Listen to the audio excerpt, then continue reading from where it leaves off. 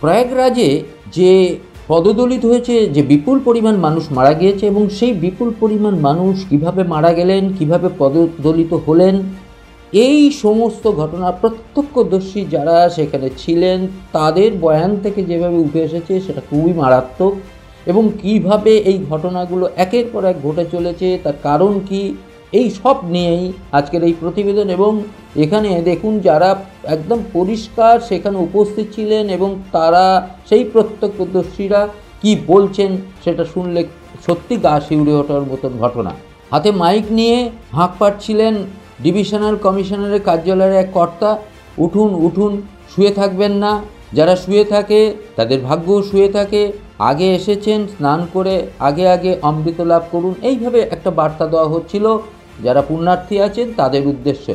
অমৃতকালের অমৃত কুম্ভে আগে ভাগে অমৃত প্রাপ্তির এমন যে উদার্থ আহ্বান, সেই আহ্বানে যারা সাড়া দিতে গিয়ে এবং তারা সেই পুণ্যস্থানে যাচ্ছিলেন, সেই সময়টা ছিল প্রায় 12:30 নাগাদ। এই 12:30 নাগাদ এই ধরনের একটা প্রচার চলছিল এবং সেই সময় এই প্রচার শুনে প্রচুর মানুষ সেখানে পাগলের মতো দৌড়ে তারা ছুটেছিল সেই পুণ্যস্থান করার জন্য। হু করে বাড়তে থাকে ত্রিবেণী সঙ্গমের আশপাশে ভিড়, তীব্র বিশৃঙ্খলা দেখা যায়। পুলিশ সেখানে প্রায় ছিল না বললেই হয়, এবং যে কজন পুলিশ ছিল তারা সেই ভিড়কে সামাল দেওয়ার মতো তাদের সেই ক্ষমতা ছিল না। রাত প্রায় 1:30 নাগাদ ভিড়ের চাপ 175 নম্বর পিলারের কাছে ব্যারিকেড ভেঙে যায়, মানুষ পাগলের মতো নদী তীরের দিকে ছুটতে শুরু করে, ভিড়ের ধাক্কায় পড়ে যায় পদপিষ্টন অসংখ্য মহিলা, পুরুষ এবং শিশু। রাত 2টো নাগাদ মেলার প্রাঙ্গণে ছড়িয়ে ছিটিয়ে নিত দেহ, জুতো, চপ্পল, কাপড়, মুহুর্মুহু ছুটে যাচ্ছে অ্যাম্বুলেন্স। রাত 2:15 সেন্ট্রাল হাসপাতাল এবং স্বরূপ রানী হাসপাতালে পড়ে অন্তত 17 জনের নিথর দেহ।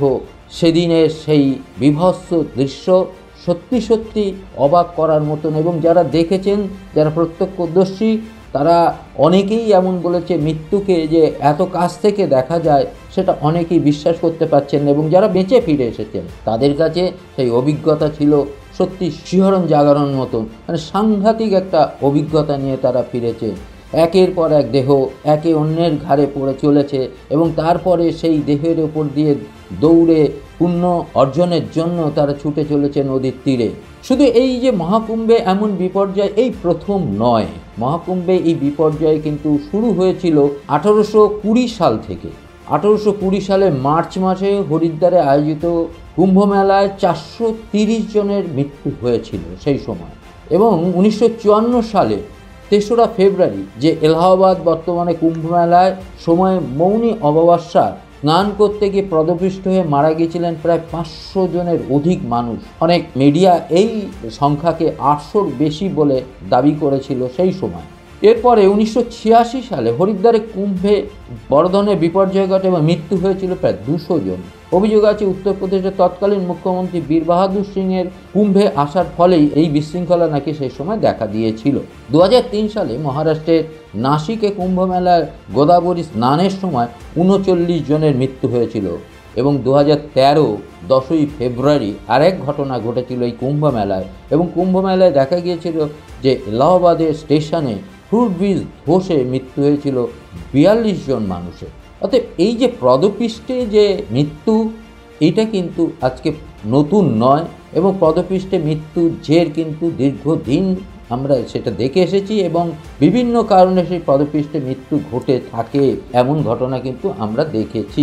ধর্মস্থানে মৃত্যু মিছিল এটা নতুন আমাদের দেশের ঘটনা নয়। আমি 2025 জানুয়ারি মাসে অন্ধ্রপ্রদেশের তিরুপতিতে ফ্রি ভিজিট পাস সংগ্রহের জন্য হুড়ুহুড়ি করতে গিয়ে পদপিষ্টে মারা গিয়েছিলেন 6 জন এবং জখম হয়েছিল প্রায় 35 জন মানুষ। 2024 জুলাই, গত বছর জুলাই মাসে উত্তরপ্রদেশে হাতরাসে এক হিন্দু ধর্মপ্রচারকের সভায় ধাক্কাধাক্কিতে পড়ে গিয়ে মৃত্যু হয়েছিল 121 জনের। নভেম্বরে 2013 সালের নভেম্বর মাসে মধ্যপ্রদেশের রতনগড় মন্দিরের নবরাত্রি উৎসবে ব্রিজ ভাঙার গুজব শুনে মৃত্যু হয়েছিল 115 জনের অধিক মানুষ। অর্থাৎ এই যে পদপিষ্টে একের পর এক মানুষ মারা যায় এবং ধর্মস্থানগুলোতে, এগুলো কিন্তু আজকে নতুন ঘটনা নয়, এগুলো অনেক পুরনো ঘটনা।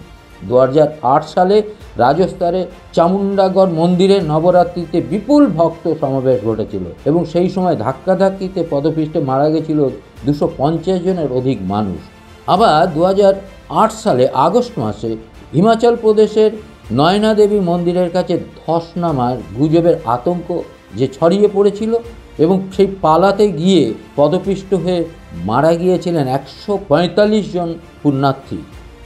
2005 সালের জানুয়ারিতে মহারাষ্ট্রের মান্ধার দেবীর মন্দিরে সিঁড়িতে পা পিছলে বিপত্তি ঘটে এবং পদপিষ্ট হয়ে সেই সময় মারা গিয়েছিল 265 জন মানুষের। অর্থাৎ প্রতি বছরে পদপিষ্টে মানুষের মৃত্যু কিন্তু হয়েই আসছে বিভিন্ন ধর্মস্থানগুলোতে।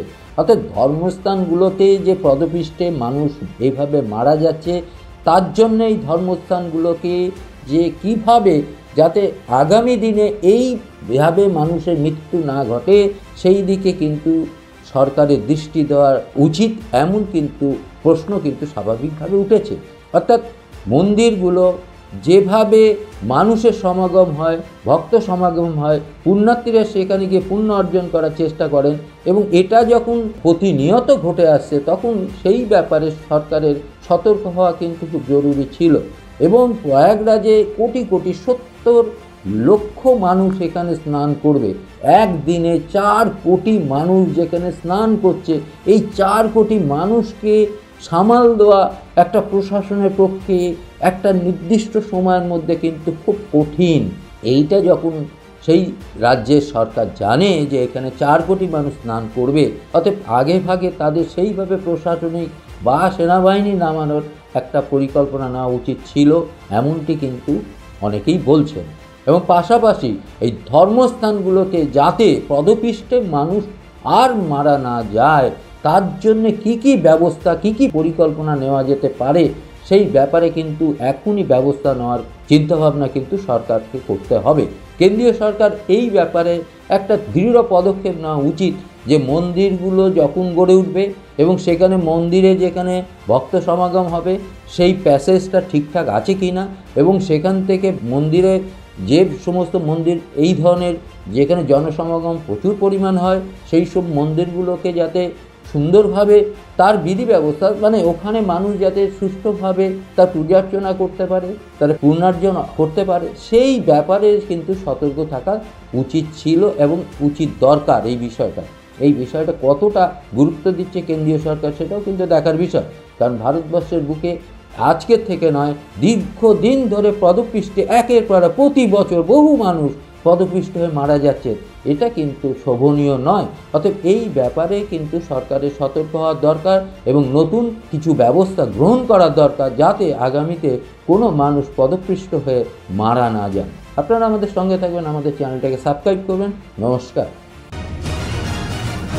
নিউজ এশিয়া, গণতন্ত্রের কণ্ঠস্বর।